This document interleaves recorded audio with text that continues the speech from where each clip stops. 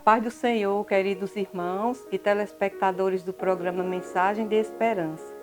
Nós estamos aqui nesta manhã para fazer um breve comentário sobre a lição da Escola Bíblica Dominical, que nesse trimestre o assunto é o tabernáculo e os seus símbolos na obra redentora de Cristo. Nós sabemos que é muito importante estudar o tabernáculo, porque nós vamos descobrindo ao longo desses estudos o quanto Deus queria se manifestar no meio do seu povo. E hoje nós vamos ver detalhes sobre as cortinas do tabernáculo. E até as cortinas e os seus véus, aparentemente que tinha apenas uma beleza externa, nós vamos descobrir mensagens importantíssimas nesse tabernáculo. A verdade prática do que o autor coloca aqui, ele diz: comparando as coisas simples do tabernáculo com as celestiais, aprendemos as verdades que nos levam ao crescimento espiritual. E nós vamos ver que essa tipologia, ela serve de edificação para a nossa vida cristã. E como tudo tem a sua simbologia, as cortinas também têm um grande valor espiritual. Cada detalhe, cada peça, cada móvel do tabernáculo, até as suas cores, tudo isso nos ensina e nos incentiva a entrar na presença de Deus.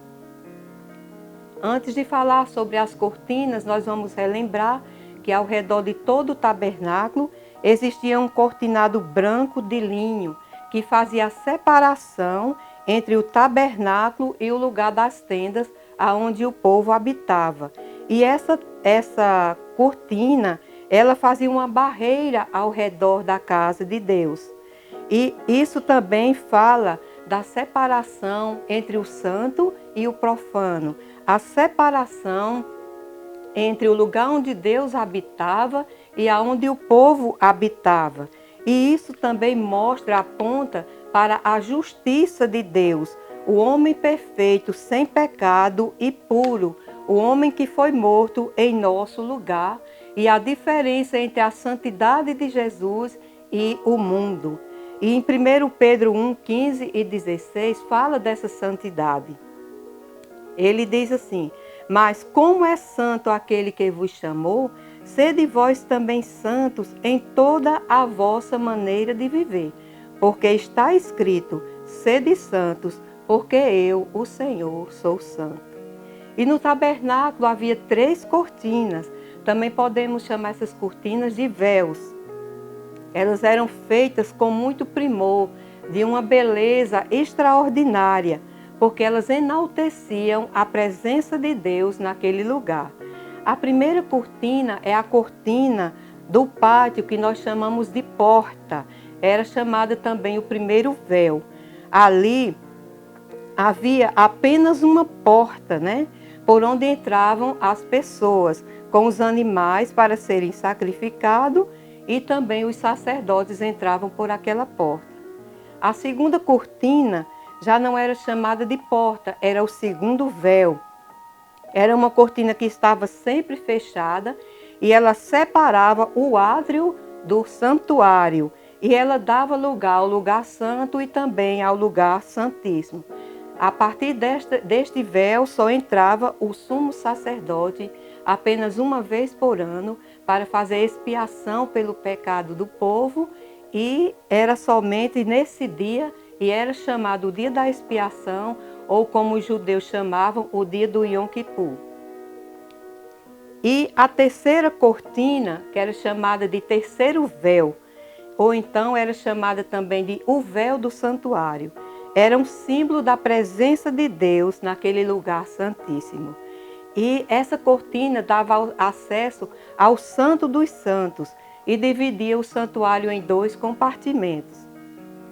Lá tinha o desenho dos querubins, e lá também essa cortina mantinha a Arca da Aliança fora da vista do povo, porque a Arca da Aliança era o móvel mais santo e o mais importante de todo o tabernáculo. E era ali que a glória do Senhor se manifestava. né? Então, nesse lugar, apenas o sumo sacerdote entrava e entrava com o sangue do cordeiro sacrificado para fazer expiação pelos pecados. Isso aponta também para Jesus, né, como o cordeiro perfeito e é o único mediador entre Deus e os homens. Hoje nós não precisamos mais de um sacerdote para mediar os pecados diante de Deus, mas Cristo é o único mediador entre Deus e os homens. E na Bíblia está escrito em 1 Timóteo 2:5, porque há um só Deus e um só mediador entre Deus e os homens, Jesus Cristo, homem. As cores também desses véus apontavam para Cristo. Essas cores estavam desde a porta de entrada até ao terceiro véu do santuário, né? A cor celeste, que é o azul, aponta para a origem celestial de Cristo, aquele que veio do céu, mas se tornou homem na terra, conforme João 1,14 diz assim: e o Verbo se fez carne e habitou entre nós. A cor púrpura era aquela mistura de azul com escarlate, né? E representa sangue, morte e sacrifício. É a cor da divindade, da realeza, porque mostra Jesus como Rei dos Reis e Senhor dos Senhores. E a gente vê que lá em Mateus 27:37 diz assim: e por cima da sua cabeça puseram escrita a sua acusação: esse é Jesus, o Rei dos Judeus. A cor carmesim, que era a escarlate, aquele vermelho vivo, representa também o sangue de Cristo, né? Que sofreu, foi ferido na cruz do Calvário, mas Jesus ele ressuscitou triunfante, trazendo salvação a todo homem.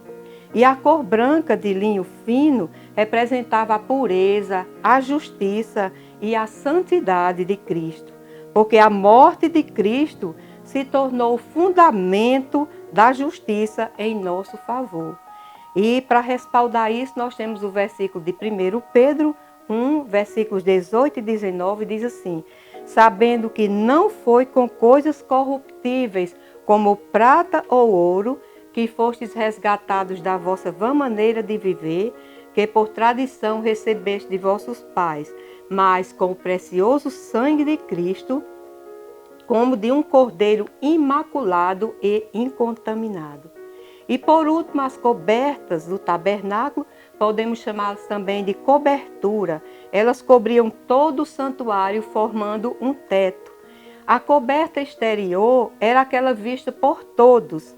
Era rústica e era feita de peles de texugos, ou seja, de animais marinhos. Não havia nenhuma beleza exterior para que chamasse a atenção, mas era resistente ao clima variável do deserto. E isso fala da humanidade de Jesus em seu sofrimento na cruz, como fala lá em Isaías 53:2, porque foi subindo como renovo perante ele, e como raiz de uma terra seca, não tinha parecer nem formosura. Olhando nós para ele, nenhuma beleza víamos para que o desejássemos. E as cobertas internas, logo abaixo dessa coberta de peles de texugo, estava uma coberta feita de peles de carneiro pintadas de vermelho, representando o sacrifício de um animal substituto, e fala de sangue derramado. E Jesus Cristo, ele foi o nosso Cordeiro Pascual, que derramou o seu sangue em nosso lugar para a remissão do nosso pecado. Depois dessa cortina, havia também a de pele de carneiro e a de pele de cabra, sem nenhuma pintura, sem nenhuma cor.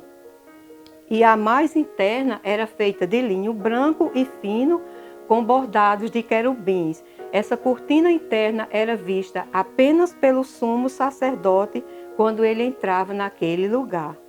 E concluindo, amados irmãos, a gente vê que falta muita coisa ainda para a gente aprender. E eu convido você para estar conosco na Escola Bíblica Dominical, estudando mais sobre esse assunto e entendendo cada vez mais o plano perfeito de Deus para mandar Jesus e se entregar por nós na cruz do Calvário. Ele foi o sacrifício, ele foi o cordeiro, ele na própria vida dele, ele cumpriu toda aquela tipologia do tabernáculo. Então, é lindo estudar o tabernáculo e ver a maravilha e a grandiosidade do amor de Deus pelas nossas vidas. Eu espero vocês no domingo de manhã, na Escola Bíblica Dominical.